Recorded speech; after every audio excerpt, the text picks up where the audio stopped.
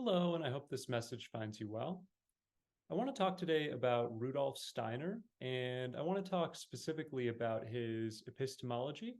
He would call it a spiritual science, and kind of what it can offer for us in the 21st century specifically. There are some challenges I think we're facing at this time that Rudolf Steiner is uniquely positioned to aid humanity with. Whoops. So, who was Rudolf Steiner? Rudolf Steiner is really little known at this point. He was born in 1861. He died in 1925. During his lifetime, some key events were the Industrial Revolution, World War I, and sort of the beginnings of World War II. Hitler was elected shortly before Steiner died in Germany. And this is important because Steiner is often framed as a Nazi, as a Hitler sympathizer.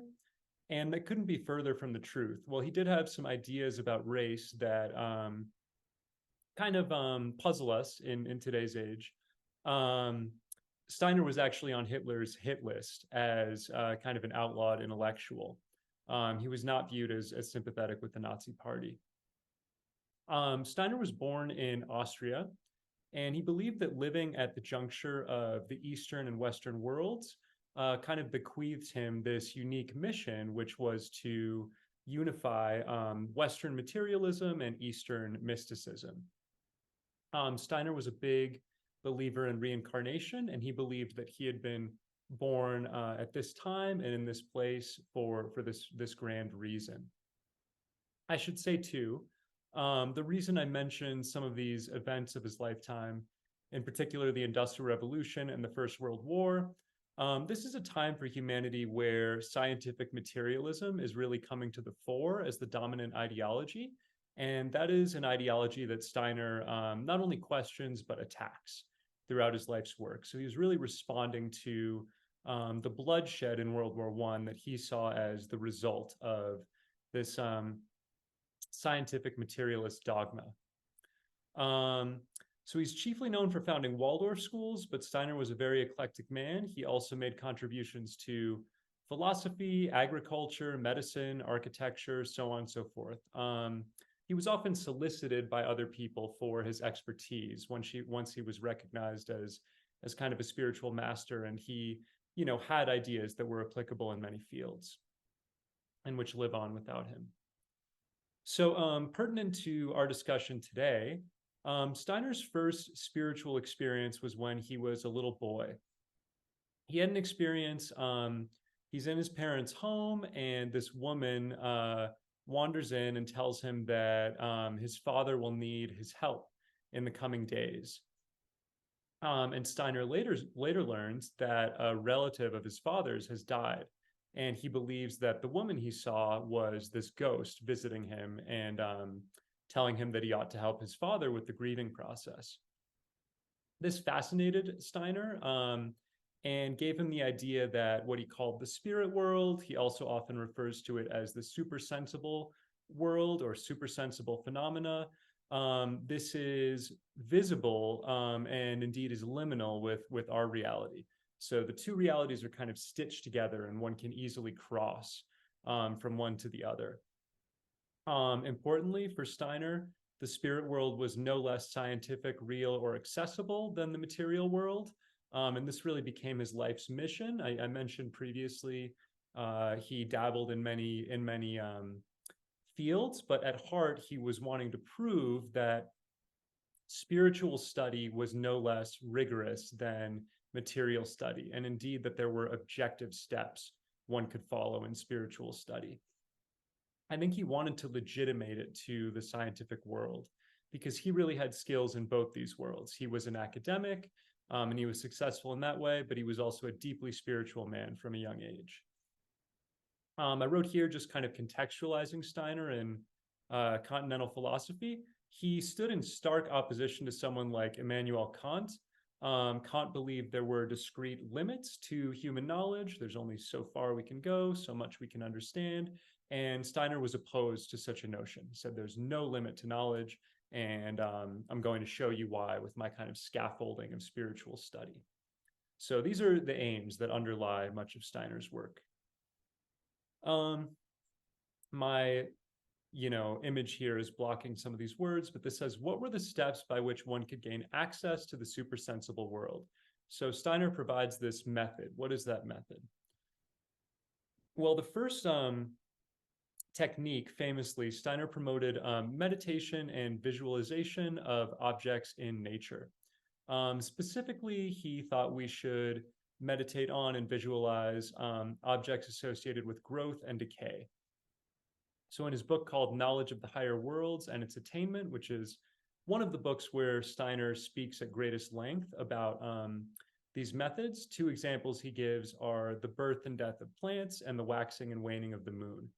So basically, we should picture first in reality and then in our mind's eye natural phenomena that are in process of growing and then dying. And through doing this, we kind of gather the idea of the essence of those phenomena and indeed of phenomena writ large, which is ephemerality, that everything is coming and going or passing.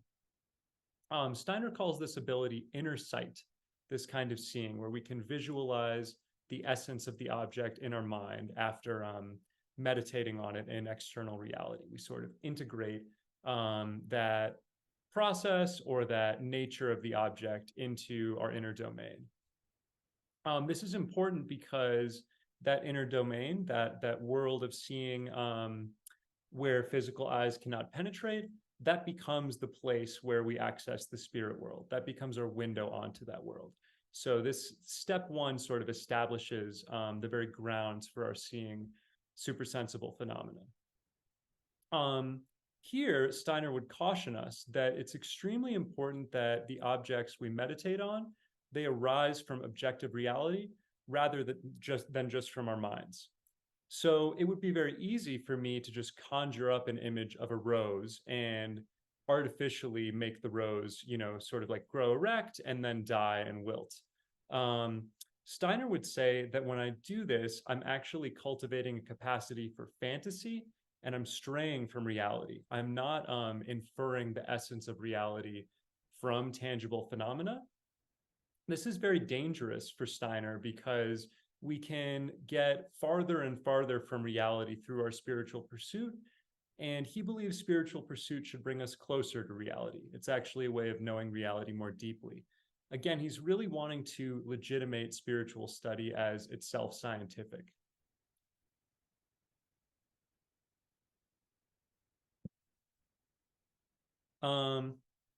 So what happens when we do this at length? For Steiner, the more we come to know the essences of phenomena and reality, the more we realize that we ourselves must have our own essence, and we become able to glimpse that essence, and it's a soul. So knowing one's own soul, which Steiner also calls the second self, is the conclusion of kind of step one of this process of spiritual inquiry. At this stage, Steiner says it's incredibly important that we also cultivate inner stillness and character development, because these become the methods by which we sort of check or assess our own spiritual pursuit as we conduct it. So inner stillness means as I take in information, as I encounter phenomena in the world, am I myself at peace in my core? And that becomes a basis for knowing whether I can trust what I see and experience, whether it's super sensible beyond physical reality or whether it's material reality. Character development, just am I acting in integrity in general? Are my intentions pure? And this too, Steiner viewed as extremely important so that we're not kind of like delving into superpowers, spiritual superpowers, and abusing them. And in that way, kind of like contorting our relationship to other beings. So there's a real effort to keep all of this in integrity and in fidelity to a higher purpose or principle. Again, my image is kind of blocking you here. It says, what else is possible after one has glimpsed their own soul? So what are even the higher stages that come after this first step of inner sight? I coined this idea of Steiner's ladder to heaven in another book of his called Outline of an Occult Science. Steiner enumerates 3 stages of awareness possible within spiritual seeing. So basically everything I have described to this point would be what Steiner calls imagination. That is stage 1. So imagination, if you think of the root of the term, it is taking what I see outside myself into my inner domain, bringing the image in. So again, I'm not just conjuring the idea of birth and decay, but I am inferring or extrapolating it from material phenomena and then grasping it as an essence. So that becomes the basis for the later 2 stages. Steiner has other methods we can employ to reach inspiration and intuition. I won't go into them here, but the next stage is inspiration. Once we become aware of essences in general, again, I have a soul. We recognize that the flower has an essence, the moon as it waxes and wanes has an essence. We also become able to see that these essences are in conversation with one another, that there's a kind of dialogue or dance taking place in reality. And from this inspiration, or what Steiner calls flashes of light or insight, these arise. So I'm going to get sort of intuitive ideas, surges of knowledge from the universe around me once I'm in conversation with that universe at the supersensible level. This could be in the form of energy, it could be in the form of some knowing. I think in modern parlance, we would often refer to this stage of inspiration as intuition, but Steiner will differentiate intuition as its own sort of higher thing. So for Steiner, intuition is the highest of all of these stages. And intuition means I'm not merely sensing the relations among objects, among the essences of those objects, but I'm actually able to penetrate into each object directly and gather its essence unto itself. One metaphor Steiner uses is that this is like reading the code of existence. So if you think about messages we're getting through, letters when we read a book, intuition would be like cracking the code of those letters themselves and seeing like why the letters are designed in that way. So it's actually a deeper level of understanding of the entire system.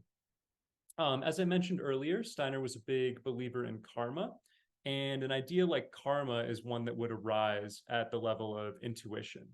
Karma and reincarnation, things that we can't actually perceive through material reality, but at the level of supersensible reality, they're going to be obvious to us. Steiner also writes about a lot of things that to many people would appear highly far-fetched, things like Atlantis or interplanetary travel, even before the space age. These for Steiner are coming from intuition.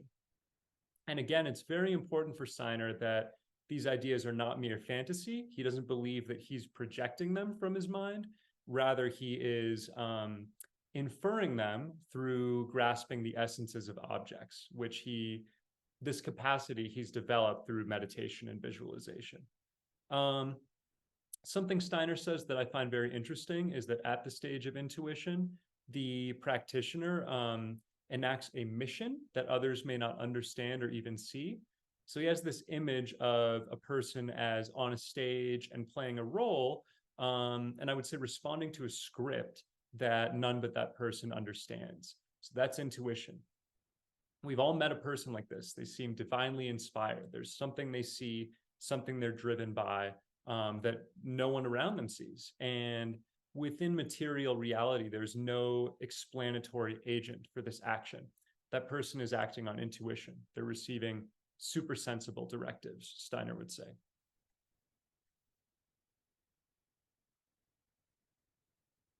I'm going on a bit long on this slide, but I mentioned Kant earlier, and if you are a fan of philosophy, if you've read Western philosophy and those kind of continental debates, I guess how I would differentiate Steiner from Kant is Steiner believes you can seize the noumena directly, not just phenomena, not just perceptible reality, but the actual essences that underlie and account for it.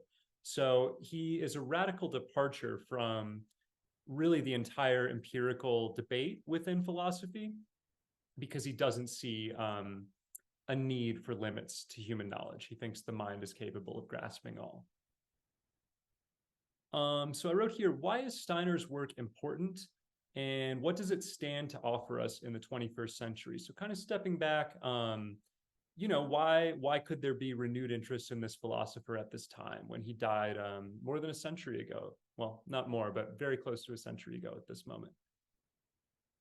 So I wrote here, although often regarded as anti-scientific, Steiner's methods in fact expand and extend science.